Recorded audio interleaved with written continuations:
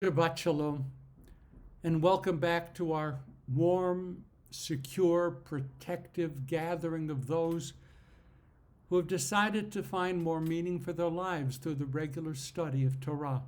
Welcome home. Can you believe it? We are moving toward the 6 months since we left that world which we so casually described as the normal. Things, my friends, will never go back to the pre-COVID normal time. We know that despite the beautiful musical settings for Chadesh, Yameinu, Kekedem, renew our days as of old, it ain't going to happen. God is not going to return us to the world that was. The past, we admit, was no Gan Eden, was no Garden of Eden. As a matter of fact, even the Garden of Eden, we are told in Torah and with midrashic elaboration that an angel stands at the gateway to the Garden of Eden with a flaming sword, blocking us from ever returning. The past is the past. It's over. It's out of reach. Those days are forever gone, for better and for worse. The pre-COVID era will exist only in our memories and in the stories we tell our children and grandchildren, bore them all, and great-grandchildren as well. It's unsettling, I know. It's actually a little bit frightening. New blessings are being created to consecrate and sanctify our not yet fully revealed new world. Rabbi Jeffrey Shine suggested one such new blessing, which I've amended just a little bit. It goes like this. Baruch atah Adonai Eloheinu melech haolam. Good, we got that. Hanoten livnei adam hayecholet lehishtamesh b'machshirei technologia letova v'lo l'ra'ah. Blessed is God, who gives to human beings the capacity to utilize technology for good and not for evil. I really like that new blessing. Thank you, Rabbi Shine. Lehishtamesh b'machshirei technologia letova v'lo l'ra'ah. That's great. I think maybe we should print that out, hang it on the corner of our screens before we sit down to engage in media again. We need that reminder. And some hallowed Jewish values are finding new valence and new resonance in the emerging post-COVID world. A Jewish value, for example, such as hakarat hatov, recognizing, acknowledging the good. Because we know that living in an absolutistic world can strangle us. We need to be able to see, to recognize, and to acknowledge good things, good people, good ideas, good acts, even when they emerge from those who are in so many ways our ideological opponents. Hakarat hatov should become part of our toolkit as we enter the new world, as new values are being established. We have a new society to build. We have to figure out what we're bringing into it. Our Sedra is KEE TAYTZEI, Deuteronomy 21:10 and following, KEE TAYTZEI LaMilchama. When you go out to do battle, there are moral requirements and limitations on your behavior. We know that. No matter how justified a war may be, you can't do everything you want just to defeat the other. There are other mitzvot in our Sedra as well, and sometimes, I have to admit, they are expressed in language which is off-putting at times and troubling at times, but they offer a key window into the evolution of core Jewish values. Let's talk for a moment first about mishpacha. In our Sedra, mishpacha becomes a sacred entity, family, a sacred entity. Marriage partners are to respect each other. Children are to respect their parents. And by the way, did I say children are to respect? Yeah, the kids can hear that part. Children are to respect their parents.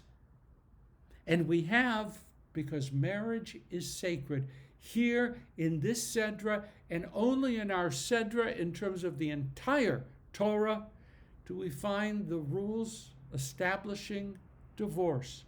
Gittin.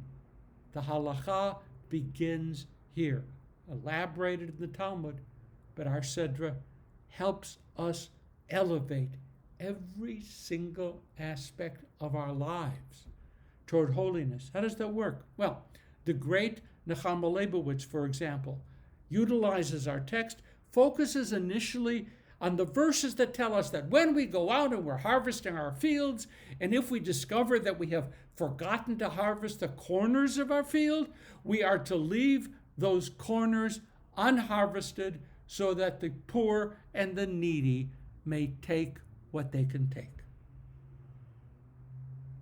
Nechama Leibowitz points out, please don't regard this as a call to philanthropy, because we didn't intend to leave the corners of our fields unharvested. Leibowitz states it's inconceivable that to help the poor would be allowed to be solely dependent upon forgetfulness. No, if that's all that we do to help the poor, then the poor are going to starve. No one can expect to survive while anxiously waiting for a farmer to forget to harvest a corner or two of their field. So what's going on here? Bottom line, who's going to benefit? Not the poor so much, the farmer. The farmer is going to benefit much more because we are taught in Sefer HaChinuch, actions mold character. Actions mold character. The farmer goes out, plows, plants, right, reaps, They celebrate the bounty of the harvest during maybe Sukkot. They give thanks to God. But the farmer must never be allowed to believe that all that is harvested actually belongs to them. Yes, they plowed. Yes, they planted. Yes, they reaped. We are simply not allowed to believe that everything we have honestly earned by the sweat of our brow belongs just to us. Every time that we have an opportunity, even if that opportunity only comes to us through a mistake, inadvertence, every time we have a chance to do an act of kindness toward others, we must not fail to do what is right. Action molds the character. Every time we have the opportunity to make someone's life a little bit better, we are not to turn away. We are to train, here comes a little modern phrase, the muscle memory of caring for others. Train the muscle memory of caring for others. What we own in an absolute sense, we don't own just for our own benefit. All the gifts that we have, all the wealth, the property, whatever that we have gainfully acquired is not just ours alone. And this is what I meant by the Sedra addresses finding holiness in our everyday lives. Do you remember those tags that were attached to pillows and furniture? Tags that say we must never remove the tags under threat of fine or imprisonment. Those tags used to really frighten me. I worried that if I cut off the tag because it was annoying, the pillow police would come to get me. In any event, we should view our gainfully acquired wealth in much the same way. That wealth comes with a tag, and that tag declares, this wealth isn't just mine. I must use it in part to help care for others. What's mine is mine, but not only mine. Our Sedra is dedicated to helping us understand that we are commanded to raise every aspect of our communal lives toward holiness.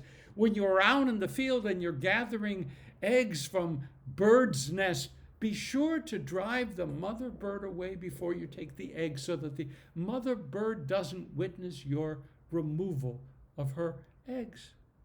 Don't force her to watch you. It's such a tiny matter, but it's still part of a training ground for seeing the world in a different way, found in this Sedra.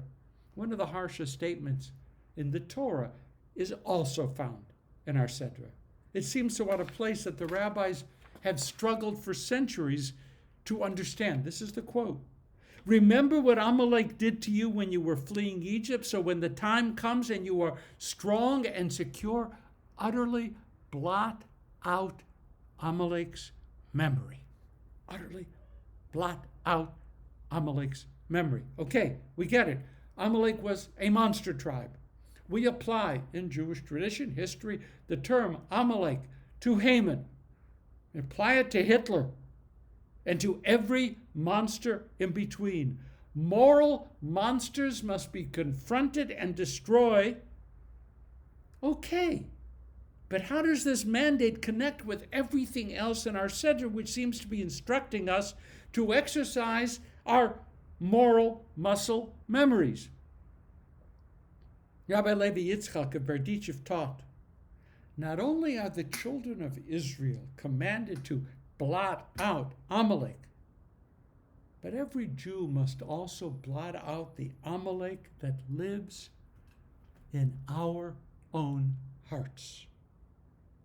Levi Yitzchak concluded, there is an evil potential in every human being's heart. That evil potential must be blotted out by each and every one of us so that we can sanctify our daily lives. Moral muscle memory.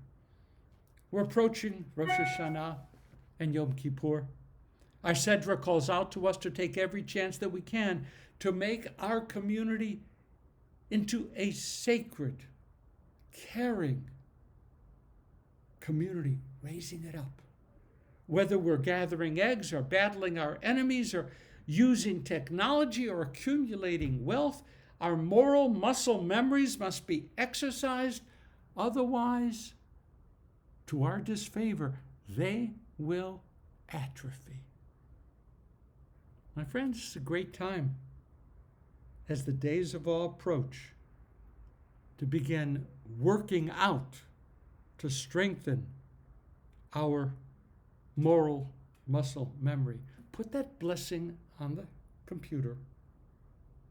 Help us use technology for good and not for evil. Help us raise up the everyday to the holy. And have a great Shabbat. Be safe, and let's promise to see each other next week. Shabbat Shalom.